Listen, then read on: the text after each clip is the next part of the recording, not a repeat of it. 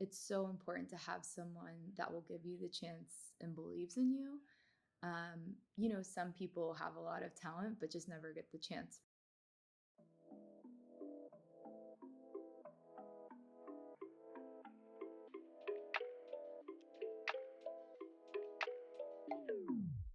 Today's guest, Elise, is the VP of Success and Support at Gorgias. And of all of the candidates that I've placed over the years, she's probably the biggest success story. She and I first jumped on a call back in 2020 when I was hiring for a bunch of roles for Gorgias. She had actually applied for a data analyst role, but within minutes I'm pitching her on this management position on the success team that I was also hiring for. Fast forward 3 years, and she's been promoted 3 times. She leads a global 70-person team, and she's been instrumental in helping the company grow from 13 million to 50 million ARR in that time. Elise is an inspiration to young professionals, but to women in particular, and she's an excellent reminder that your circumstances can change quickly if you follow your heart. I hope you enjoy this one as much as I've enjoyed putting it together, and thanks for listening. Hi. Hey, how's it going? I'm good. How are you feeling? Good. Just work has been nuts, and then we were at the Beyonce concert last night. It was amazing, but she started an hour late, and we didn't get home till 2 a.m. Oh my God. Then I had a meeting at 7, and I've been in back-to-backs, so I'm like annoyed by what a diva she is. No. Well, thank you for making time for Oh my this. God, of course. Yeah, of course. Cool. So I want to talk about your background before getting into customer success at Gorgias. Yeah. So I started, so during college, I interned at Morgan Stanley Smith Barney for a financial analyst. It was like some like tiny Excel modeling, some paperwork, and then just kind of like learning more about what a financial planner does. And, it's like managing a book of business, customers, working with them on their different financial needs. So that was fun to learn about the different financial products, what that role looked like, super, people oriented. After college, I worked at JP Morgan Chase in their corporate investment bank. I started in futures and options operations. And so, what that really meant was like in the back office, clearing trades. It was not by any means the most glamorous job. But what was so cool about it is I really got to see behind the scenes, like how the futures and options trading process took place. And in Excel, I could use VBA to automate their processes. So I was really process driven. And from there, I learned how to automate their processes. Okay. I then got transferred to London to do over the counter derivatives work. And again, it was just like learning how to operationalize and automate some of the processes at the bank around those products. Mm-hmm. And then I went to Stitch Fix. I started as an analyst doing Excel modeling for their staffing plans. Interesting. Yeah, it quickly grew into owning the finance budget for the customer support org, which was 300 people. And then that quickly grew into, okay, run the operations and run the strategy for that org. Do you remember some of the like questions or Yeah. challenges that you were solving? One of my favorite challenges that I solved at Stitch Fix was what is the 5-year plan for the customer support organization? And I mean, think about that. Like, you could go, anything could happen in the world. I think it was 2018 or 2019 at the time when I was answering this question.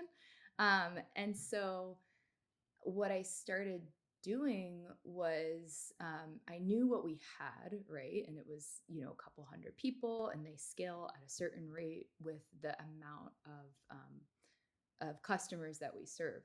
And so my goal was to reduce cost, but also keep people happy. So I started like looking at different cost optimization strategies and then also polling people. And then I found that people wanted more flexibility, right? And then I was like, well, if they have more flexibility, are they less efficient? So started kind of going down that path. And then I created all these different scenarios. Like scenario one is we have an office in Austin, Texas, and then another office in the Philippines, and these tickets go there and these tickets go there. Another scenario, they work from home. Another scenario, this. And then basically, I had to make it way more high level. I got to present to Mike Smith, Katrina, and Paul Yee, who at the time was the CFO, and really show them, like, hey, here are the different paths. Here's what I recommend. And where we landed was this hybrid model actually before COVID happened, which was Interesting. like, yeah, and it was great because it reduced the cost, it reduced how much space the company needed to take up, and it made people happy. So we ended up reducing costs significantly prior to even COVID and kind of Hmm. already taking that strategy. So when COVID actually happened, they called me up and were like, "We are so glad about that project." Yeah. So that's like an example of a strategy project that you might take on. Maybe it's Yeah. not as long term, but it's a big question like that, and you kind of have to just start from scratch and figure out how to answer it. And how do you measure productivity and how do you measure happiness? So on the productivity side, we had, I mean, it was 300 people, so we had different data Sure. tracking, and I could see in the platform we were actually using Zendesk, a gorgeous competitor, ironically. So I could see how many tickets agents were solving, and then I knew what days they were working from home and not. So I Hmm. could tell when they were more and less efficient. Sure, there were some people, of course, right? But for the most part, it was the same. And the cost savings on the other side for the business was so high that, yeah, you could take a dent in efficiency, right? So Mm. how we measured productivity. And then on the happiness side, it was just through employee surveys like Yeah. ENPs. So Yeah. yeah. Cool. Okay. So fast forward and you and I get on a call Yeah. and you had applied. So this is end of 2020. Uh, Gorgias was doing what, like 12 million annual recurring revenue or so around then. Yeah, 12 million. You had applied for a operations growth operations analyst role, which makes a lot of sense with your background. Yeah. But you and I were talking, and I knew that they needed a manager of activation, which is essentially onboarding. And I was like, okay, Elise, I need to put you on the success team. I want you to be the manager of activation. And so, um, what what was it that attracted you to this role? Yeah. So I a part of my role is always going to be data. I love it. So that's why I initially applied to that role. I was like, I love data. I can do that. Yeah. But what then got me into success was I also love people, right? Hmm. And I think when you're in a more operational role, now it depends what company you go to, but at Gorgeous, like if you choose a role in success or go to market operations is what we call it, you are doing a lot of data analysis, execution, Hmm. and working with people. Hmm. And so I really found that for my personality, I really like a variety of tasks. And what I love about success is you never know what's going to come at you or what you're going to have to do, what problem you're going to have to analyze, who you're going to have to talk to. And so it was really, it's been really fun and rewarding to not only get the time to do these analyses, but also get to hop on a call with a customer Mm. and see the benefit or go start executing on some of those insights. Yeah. So I think if you love data and want to be immersed in data, for most of your role, then a true like data ops role makes sense for you. Whereas if you want more variety, it obviously depends on the go-to-market operations role. Yeah. Um, Customer success can make sense for you then. Yeah. And then, so you're the VP of success and support. What does that mean? Yeah, so as the VP of Success and Support, basically any team that is post sale, so after the sale, reports into me. So what I'm really focused is after the sale, what happens to the customer? What's their journey like? And how do I take that customer journey? It's 12,000 customers, and basically optimize their experience for retention and growth. And so are you talking to these customers one-on-one? Good question. So, for our highest ACV, average contract value customers, that's basically our customers that spend the most with us. It's some of our biggest brands. We have a high touch approach, which is your classic customer success team. So, a customer success manager will manage about 50 to 80 customers at Gorgias. It depends anywhere you go. And they're really focused on how do I drive loyalty and product adoption with these customers to make sure they feel really good with Gorgias and the Mm, products that we're offering, and then upsell them at the right time. That's 2,000 of our customers. 10,000 of our customers are smaller average contract value. So it probably doesn't make sense, and they probably don't want to talk to someone. So we actually have a scaled approach in product and through customer email campaigns where we basically are influencing them and nudging them along the customer journey to, again, drive that retention. I mean, when working with Roman to build out your team, I know we've talked about one of the things that's made it so hard is that he's such a stickler for finding people that can write their own SQL scripts and can really get deep into the numbers, which you don't always find that in candidates with traditional success backgrounds, which is why like your investment banking background and ops background was perfect for this. Yeah. And a lot of times when I'm talking about building customer success teams and what type of profile is going to be most valuable at an organization, I kind of give Gorgias as an example on one end of the spectrum, and then like strong DM, which is enterprise security, where they have 12-month long deployments, is Yes. on the other end. Where Totally. yes, you need Yeah. to know data, but it's a different type of CS motion than at Yes. Gorgias, where you're working with so many customers at once. Yes.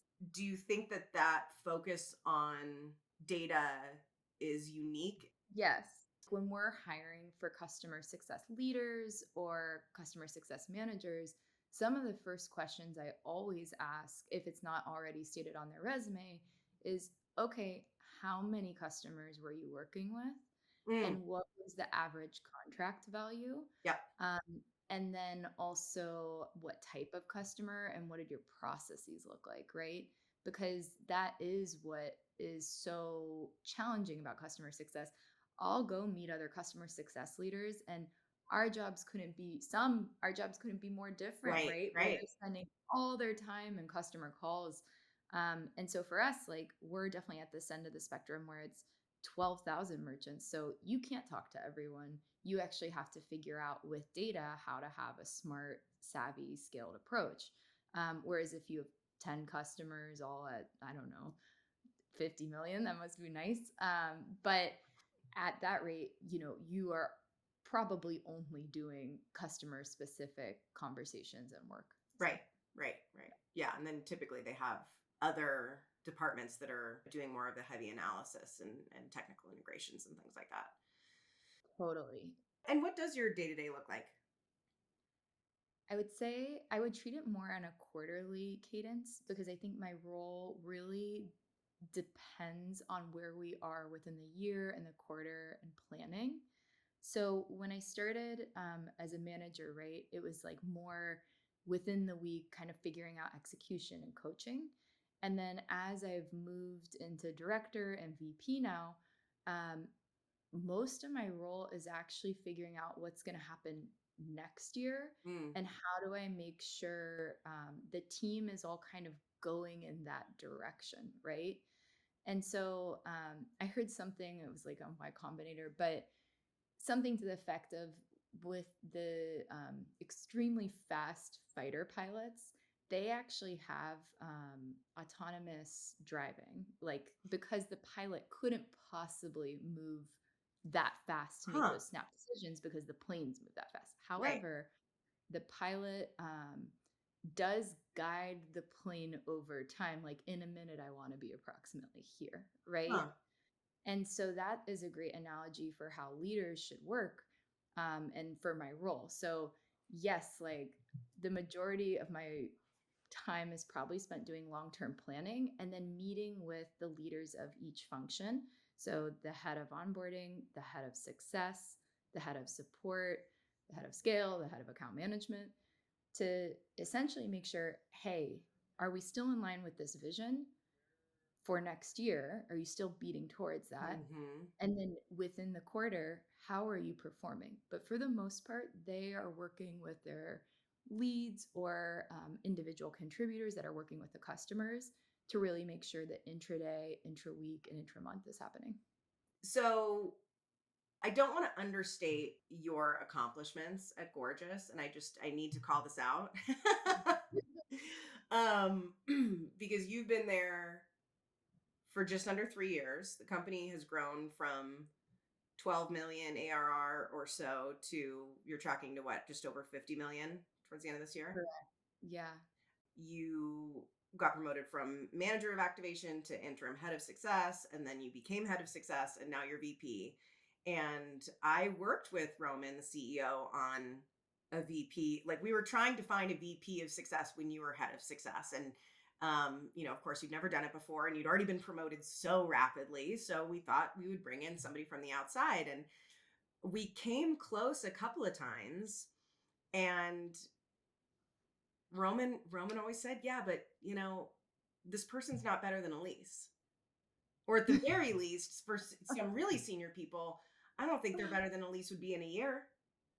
And so I mean, I love Roman, and I think he's an incredible leader, and kudos to him for recognizing your talent and developing it and rewarding you and helping you grow into this leader. You also are obviously super smart. You work hard.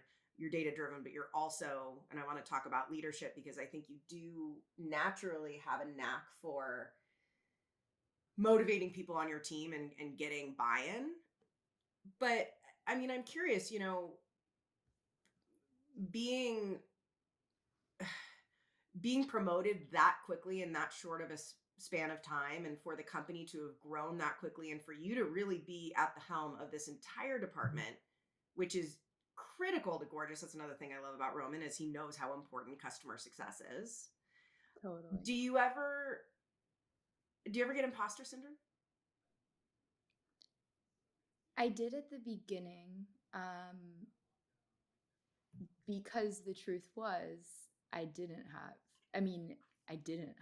as much experience as the people around me. Yeah. So that was the truth. And I think anyone who wouldn't have imposter syndrome, if they look around the room and everyone else does have more experience than you, is probably a little crazy. Now I don't. Where I got imposter syndrome was, and I unpacked this actually. I had a coach who did such an amazing job. We would talk about what were scenarios where I felt like maybe I shouldn't speak up as much, right? Where that imposter syndrome did start to kind of seep in. And it came down to like the board meeting, for examples where, it was people that had a ton of experience. And maybe I felt like their expectations of who I should have been should be someone that was more senior and had more experience, right? Yeah. And so that created kind of this narrative in my head where I was like, well, I feel like they want me to be someone that looks different, talks differently, so that is where I did have imposter syndrome. But I can tell you with time and showing results, now I would say I don't have imposter syndrome the same way. Great. Yeah. Cool. Yeah. So we talked about numbers. We talked about also like how you like that every day is so different. Last time I asked you, why do you love your job? And you mentioned those two things, but you also talked a lot about your relationship with Roman. Can you tell me a little bit more? Part of why I love my job that I hadn't realized earlier on in my career is how much culture and values alignment with the CEO especially if you're reporting them. Yeah. But with the CEO, even if you're within the company, anywhere really matters. Um, because they're ultimately when, maybe I didn't have the perfect customer success resume when I started. However, Roman and I work very similarly. We're both very transparent, direct, honest, Mm-hmm. maybe too honest at times, and then data driven, Yeah. right? And so that alignment, I think, did leaps and bounds because our working style is pretty similar. And when he would give me feedback, it wasn't personal or sensitive. It worked really well with how I like to take feedback. Yeah. So I think as a result of that, we built a lot of trust, and that was probably one of the real contributors for why I was able, to have success within this role. Yeah. Well, and he has always been in your corner. For sure. It's so important to have someone that will give you the chance and believes in you. Some people have a lot of talent, but just never get the chance, right? So yes, I certainly had the skills, but the luck also of the alignment with culture with Yeah. him was really important also. And I would say anyone looking for a role, if you want to hockey stick your career, it is important to make sure you are really culturally aligned because that is Yeah. going to stand for a lot in terms of getting promoted. Yeah. Yeah. And obviously, I try to coach candidates through interviews and assessing whether or not a role or a company might be a strong fit for them. But it's always never, both on the candidate side and also on the company side, like nobody is completely themselves during the interview process. And there's always stuff that gets Totally. uncovered later. So, Yeah. and I know you're not looking to leave Gorgias, but like No. when one day, I mean, you won't be there forever. When one day you start looking for another job, like what questions would you ask a CEO, or would you recommend that other people ask leaders to gauge that alignment? Yeah, how are decisions made? How do you land on strategic initiatives? Tell me an example of a strategic initiative, who decided it, how they decided it. Tell me the last time you changed your mind about something, Mm, you know. And then I think also doing some background checking, like don't just talk to who your boss is going to right. be, talk to the team. Yeah. Um, so I would say really digging into why and then asking how, I think would quickly start to unravel, or even like, what are some things you disagree on? Right. Anyone with a healthy relationship with their manager should be able to say, we actively disagree on this, but we still respect each other. And they should be able to articulate what the other person's point of view is and say, Mm, I see their side, right? So I think those are some good questions to start kind of picking apart at the true culture and kind of how decisions are made. yeah. What are some of your favorite questions to ask people that you're interviewing for your team? Oh my, yeah. I was just talking to my partner about this. So I love to start with give me high level, a bit about yourself and then why you're applying for this role. I can tell because it's a customer facing role. And if it were a data ops role, whatever, it's a different story, right? Sure. But in customer facing teams, you need someone that is going to hold your attention and be able to speak succinctly and be convincing. So that right there tells me so much, right? Are they understanding their audience? Are they keeping my attention, right? And will they keep a customer's attention? Mm, Um, Beyond that, what I like to do is then ask about specific examples. So tell me about a time you had too many accounts on your plate. What did you do to stay organized, yeah. right? And someone should be able to point out to really tactical things. Um, like what do you do? I keep a list of notes and I prioritize at the beginning and end of every day. I have time blocks in my calendar, right? Get down really tactical. If they can't get tactical, it's probably not that firm of an organization strategy that they have. Or if someone says, I pulled the data for this project. Okay, what data did you pull? What question was it answering? What Mhm. tools were you using? Tell me about some of the formulas you had to create, right? And I think you can quickly start to understand one, what level of involvement they had. There's so many people I talk to that will say, oh, yeah, well, actually, the data team did it, right? And you're like, Yep. that Yep. worked for us at Gorgias. Um, so I think like starting to really kind of pick apart to understand truly what they did with curiosity, pretty intense curiosity. And then after that, I really like to end with questions that um, my favorite is tell me something off your resume. Maybe it's a life or childhood, experience that you believe really shapes your values and how you show up to work, right? Mm. Because that gives people a chance to tell something off their resume. Maybe they had an experience that was a huge resiliency builder for them. I like to take that into account. And so I think it's questions like that that will really tell you who they are outside of work and Mhm. kind of what values they have and how they'll show up at work. What would your answer to that question be? Great question. No, like, Nice. So, yeah, growing up, my mom and dad got divorced, as happens.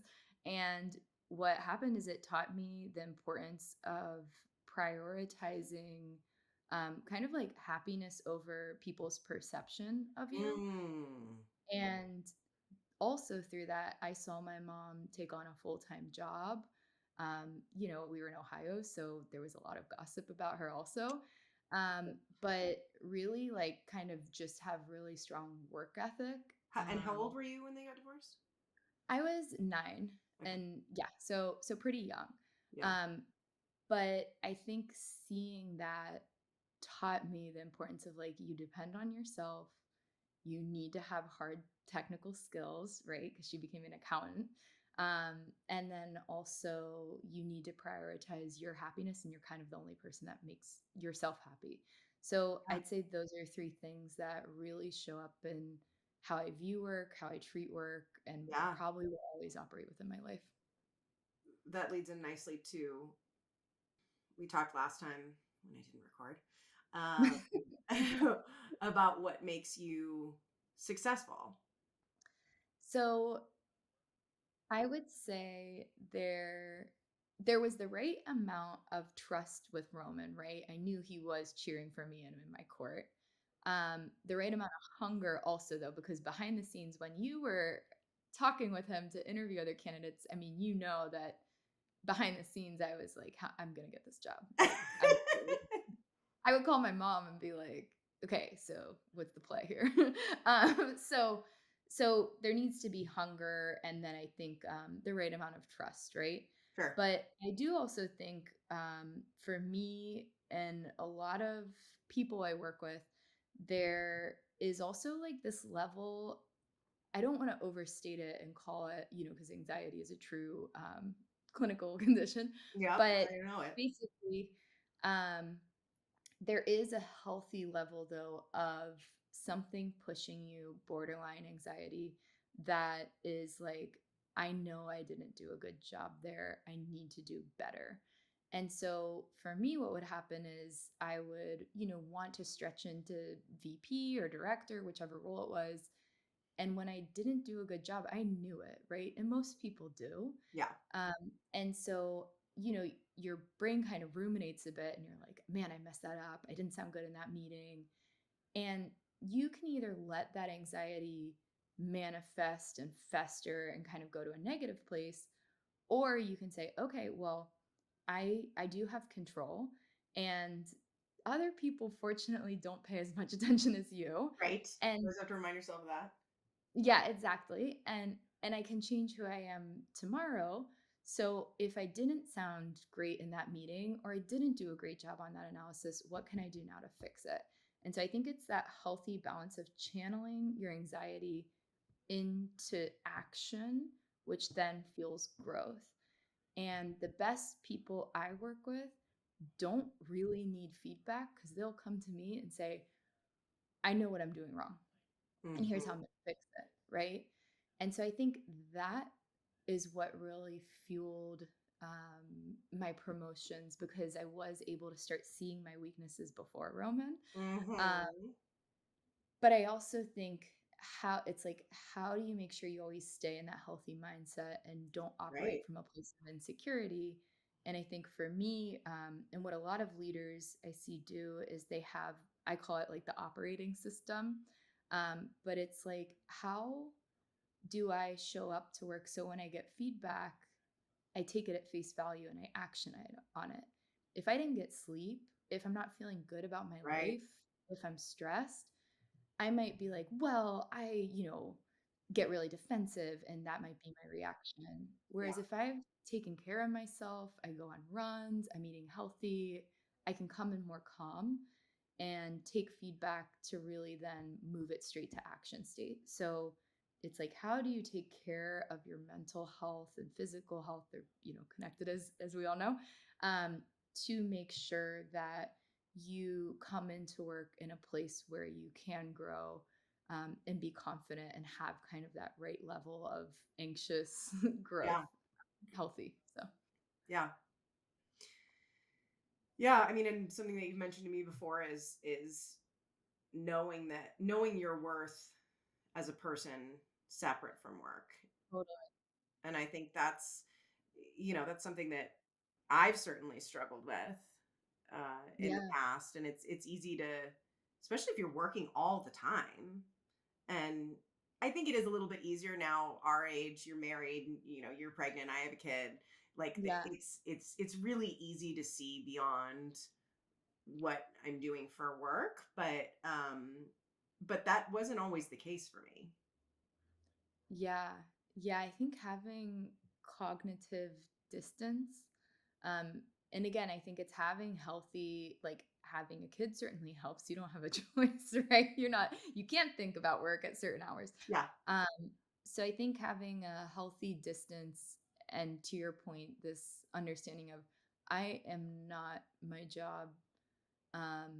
I love it, and it is a great thing that provides for me and is a great source, a great passion of mine. But I am not my job, and I do have control over it. I think gives me a lot of freedom so that I can operate a little more strategically versus, or like just calm and with intention, Right. versus kind of emotionally. Yeah. And finding that balance is so hard. And even for me, like I ebb and flow, right? It's not Yeah. like I'm cool and calm all the time. But I do think having healthy work life balance, things outside of work, people that support you, and knowing how to take care of yourself for your mental health is Yes. just so important for that. Yeah. W- Tell me about a time when you haven't loved your job. Hmm. Um, I would say actually, when I was in my first trimester of pregnancy, I think with any, I mean, one, there was that I was in my first trimester of my pregnancy, Yeah, but which two, sucks. Your first trimester. Ugh, yeah, not looking it forward to was that again. challenging. Yeah, you can't tell anyone yet. Yeah, so emotionally behind, so think about that, right? I'm telling you right now, like emotionally behind the scenes, I had things going on You're and I couldn't exhausted. You feel run. sick. Yeah, Yeah, tell me like about I'm it. just Yeah. hungry. Yeah. I don't, I'm worried. So behind the scenes, I'm not able to take care of myself as one. Right. But two is within the company, like companies go through phases, right? And with Gorgias, we went from being a startup to I think it's like 270 people now. And so we're going through this transition where we're like, we're going through puberty. We got to change, I love that. like That's a great analogy. oh, yeah, we gotta it's like a little awkward. Things haven't been Yeah. figured out yet. Who do you bring along? But now you have to bring along, I have a 70-person team. So we can't just roll out products, Right. like we did 3 months ago. And so I think in that there can be these points of friction where change has to happen, but it hasn't happened fast enough yet, right? And you really Mm. feel That this must friction. drive Roman crazy. Yeah. And even for him, like if you think about his role, he started as this scrappy, I mean, he's like, he can scrap anything I know. together, loves to I move know. fast. Yeah. And so convincing him, like, hey, you got to move slower and bring people along is really hard too. Yeah. So, of course, he's on board, but I think it took a long time to explain the pain, like us all to understand how do we find that right balance of still our value of moving fast, but also, or, operating in this larger world. And so I think there was a point there, where there's just moments where it's not my favorite Yeah. for a little bit. But I think calling that out and knowing it ebbs and flows. And then also, Roman gave me feedback like, I feel like you had a bad attitude there for a while. So, and I think it's true. Like, to some extent, that was a good snap for me to say, okay, I need to change my mindset. Yes. So, fortunately, I got to the second trimester and then was able to at least get some good walks and Did swim it make a lanes. little more sense to him? Yeah, exactly. But like I had to elevate to it. It wasn't Yeah. all on the company, right? So I have to change my mindset also. So yeah, there's definitely been moments, but typically it's a point in time and it passes. And not everything, just like relationships and everything, is gonna be all perfect. So Yeah. Yeah. Um, you talk about like being very self-aware and being able to notice what you need to improve upon before anybody else does and really just kind of fixing it yourself. Has there ever, because I can remember a time in my career very specifically that I tried to do something and I realized it's not in my wheelhouse and I had to be okay with that. Have you yeah. ever tried to get better at something or tried to do something and failed? Well, first of all, I want to clarify. People definitely notice things before me about myself. and it and sometimes it hurts a little bit, but for the most part it tends to be true. Um but I will say, like, being able to recognize most is Yes. important, like a good portion of it, so people don't have to surface every single thing to you first. Yeah. Um Something I have failed at. Yeah, so recently I've gotten feedback. I don't speak with a ton of conviction the way that maybe our sales leader does. Mm. And it is something that I've been working on, for years. Um, and I want to do it so bad, but I also feel that it's important to speak, um, like, in terms of how much right? So the sales leader might come in and be like, I'm convinced of this, whereas I might come in and say, I'm 50% sure. And I've always felt that that was important to do. However, I'm finding that over time, I really need to figure out how to be able to speak with conviction, to motivate the team better. Mm. So I don't think I am that good at speaking with conviction and motivating the way that maybe a traditional, like, go to market leader might be. So that's something that I wouldn't say I've failed at, but I definitely don't think I do a good job. Hmm. Yeah. Yeah, I always kind of struggle with that when I talk to candidates that have had similar feedback. Like I was working with um, this one guy recently and helping him with his job search and his resume and interviewing and stuff. And he was like, yeah, well, my CEO said, and he's a success leader, and his counterpart in sales is named, and she's like, be like, Yeah. but uh, I think what point am I trying to make here? When he was then when we were doing these mock interviews, and I would kind of stop him when he was clearly just in his head and couldn't really articulate himself and was clearly getting nervous, and he was like, because I'm trying to be, and Yeah. and I was like, stop, don't. And I think the people that tend to get people to rally around them the most are the people that are authentic. And so, but that's also not to say that you can't strive to be different. And I mean, I listen to these recordings and I hear like, and so, I'm trying Yeah. not to say like, so it's like, there Right. I go again. So there's always ways to improve, but I think it's important to not to do that at the expense of your own authenticity. And there's a lot to be said about too, like, just because one person may think Asif is more, and it is Asif that's still head of sales, right? Yeah. Yeah. That Asif is maybe more motivational or has, Compelling. did you say intelligent? No, compelling. Oh, I was like, don't you start with me. But like, that's one person's opinion.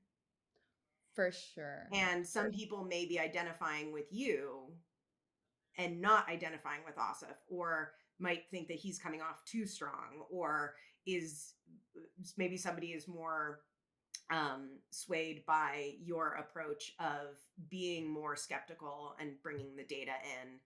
Because it's kind of like when somebody, like those people that like don't talk a lot, but when they say something, it's like, oh, you better listen.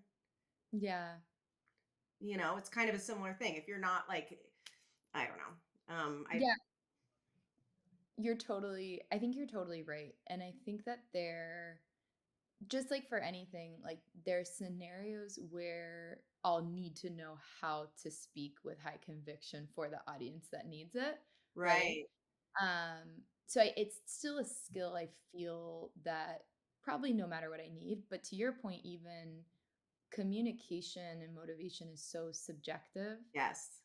and different things resonate with different people. Right. And for me, like if I come in and speak the way that our sales leader does, who's a male, that's probably not going to work. Right. So I need to figure out for me what the right balance is of speaking with conviction. Katrina Lake would speak about this a lot when she was doing road shows before the IPO for Stitch Fix, and she said that she was getting training to stop speaking so much like a Valley California girl. Yeah. 'Cause she would say like and da da da, and she basically started to train to speak more like these CEOs and kind of your typical model of CEO, but that she finally made up her mind that she was going to continue to say like and continue to speak like a Valley girl, but just Mm, really know exactly what she was talking about. And so I think I really like that approach of making sure, to your point, you stay authentic, but you do, at least nail the talking points so you're not doing basic things like circling back on what you say, mm. apologizing too much, etc. Yeah. Apologizing for sure. But even watching her speak has been a big source of inspiration for me because I think she really finds that right balance of being her true self and authentic, Yeah. but also definitely coming off like she knows exactly what she's talking about and she would be Yeah. someone, you'd be confident in investing in. I love that. I'm gonna have to look up some of her speaking engagements. Yeah, she's incredible.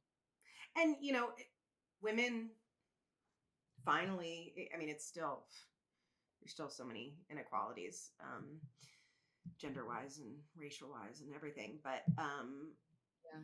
But yeah, I there's a danger in modeling yourself after a man, I think, as a woman. For sure, right? And we don't have a lot of role models, Mm, or examples we can pull from, and I think that's why it's so important for anyone to have characters on TV, mm, people actually in the real world doing that. Because once you see someone else do it, it's a lot that looks like you, sounds like you. It's so yes. much easier to see yourself in that role, and figure out how your identity can sit in that context. Yeah. And the truth is, like, my identity isn't, and there, it's not the typical identity for tech, and other people's aren't either. And so I think the more diversity we have, the more diversity it will bring. Yeah. So Yeah. I mean, and unfortunately that starts at the very bottom, those entry level jobs. So I mean, it's yeah, a whole it's a challenging problem challenge. for sure. Yeah. Yeah. Oh, I think those are most of the things I wanted to ask you about. Let's see. I'll look at my notes. Ooh, I have a good one. Okay. What's the hardest thing about managing people?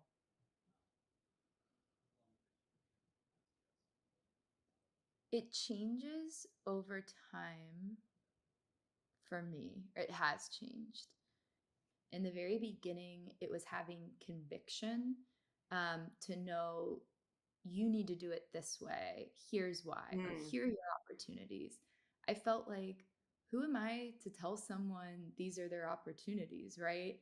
I, I, I think they are, but it is pretty subjective, right? yeah, And I didn't feel I didn't have I was managing a lot of people at the time, but I didn't feel like I really had enough experience to know. I had a gut feeling, but right. that being said, it was, it could be different. So I felt that that was really hard. And I think when it came time to let people go, in different scenarios, making that decision was really hard too, right? Especially as a Mm, newer manager.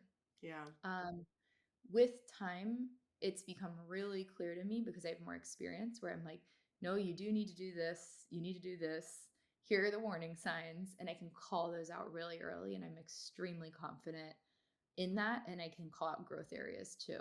mm, And it came from experience, I will say.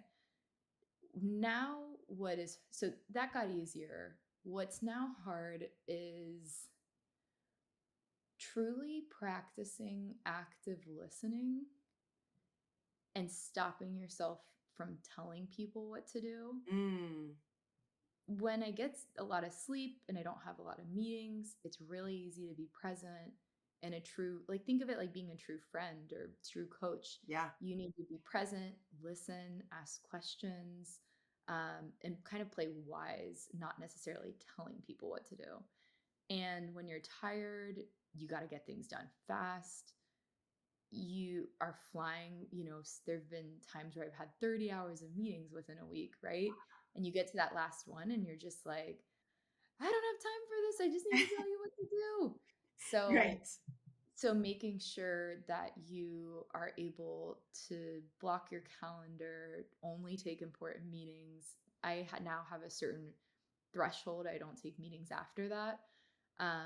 That way I can show up definitely more Mm. intentional to make sure I'm really showing up for the people around me. So I think that is probably the harder part now. Well, Elise, I know you are so, so busy. Are you, I'm in San Francisco next week, by the way. Oh yeah. Wait, are you here Thursday or Uh, Friday? yeah, I'm there. I'm there Thursday and Friday. Okay, cool. I'll be in the marina like Thursday and Oh, nice. Friday, like later on. And I'm Okay, getting lunch with Roman at 1 on Friday downtown. nice. Okay, cool. So let me just look at my calendar because we're in 2024 planning and meow meow meow. But yeah, I'll text Did you say meow, meow, meow? you. Yeah, Cute. you got the gist of it. But, um, oh, well, thank you so much. Good to see you as yeah, always. of course. Yeah, Stay in touch and let me know. yeah. I'll text you. I'll talk to you later. Okay, bye. See ya. Bye.